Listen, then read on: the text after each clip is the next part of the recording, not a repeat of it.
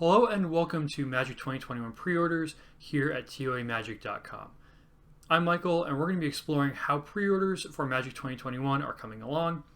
Every card was spoiled 2 days ago and we've had some strong early sales.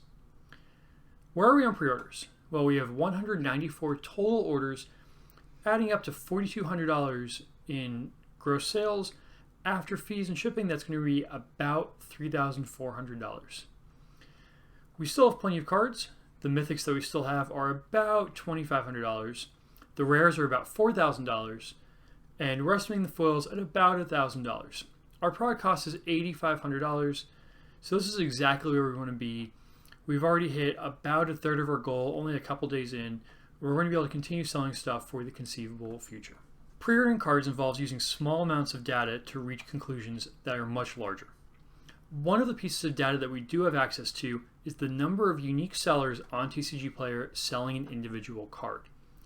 To do this, we can start by finding a big number, whatever card has the most sellers available, and then extrapolating downward from that to look at how well a card has been selling. Pre-orders aren't that big overall. The total size of the market is probably about 500 cards of any one rare or mythic that are being sold through pre-order. So if a card is sold 50 or 100 copies very quickly, you're going to be able to see that on how many sellers still have the item in stock. Double Vision has 33 sellers on TCG Player right now, so that's a pretty good starting point for our top.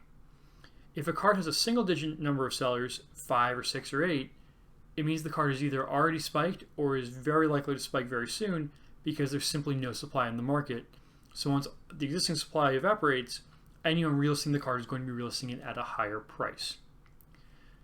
On the other hand, if a card has 25 or 30 sellers like Double Vision, it means that there's probably not very much demand on the card, which means that it's worth pricing that card aggressively. If no one else is selling it, we have to be a little bit cheaper than everyone else to really get that sale. Whereas on a card that's going up, a card that has a lot of buying activity, we can eke out an extra couple cents here and there and increase our profitability by being a little bit slower in selling off the card. Let's jump into this week's pre-orders. Chandra's Incinerator is the big story right now. The card is at $7, there's about 3 sellers, but our copies didn't sell even though we had them priced at $3 coming into this. And that's because there was a Crystal Commerce sync problem on this card that affected us and may have affected other sellers.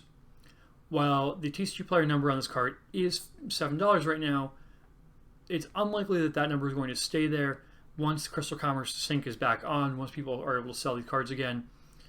So this card is likely still in the $3 or $4 range, it just looks like it's gone up dramatically. Discontinuity.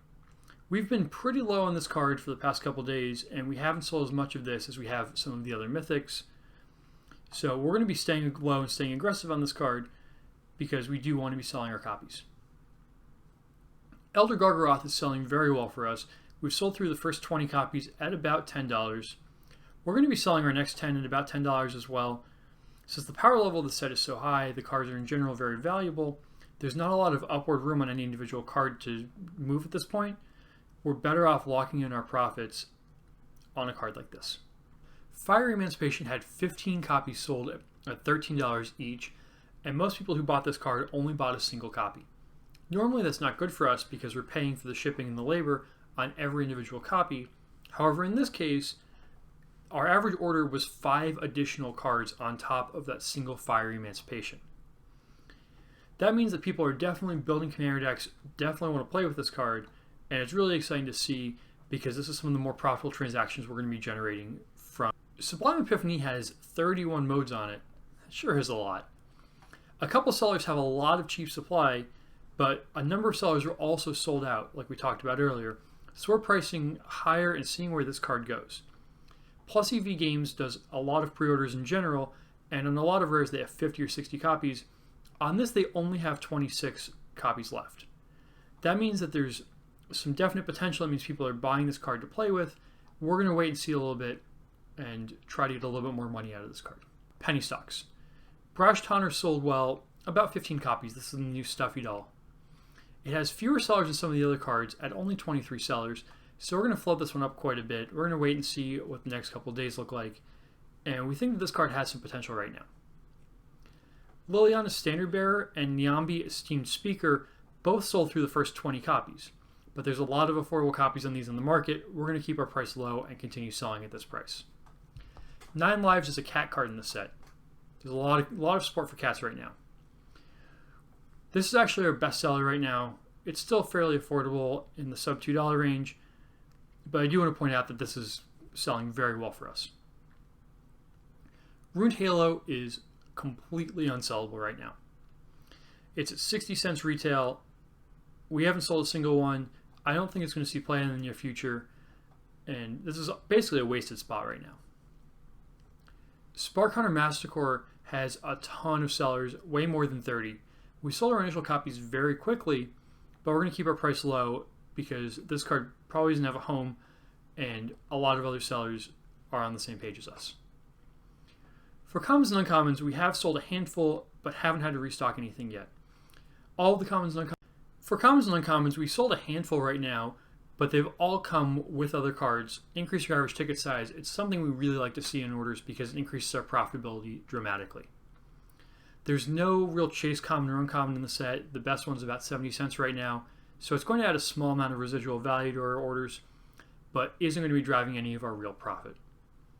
We're going to have another update on all this in another day or two as more cards sell and more prices change.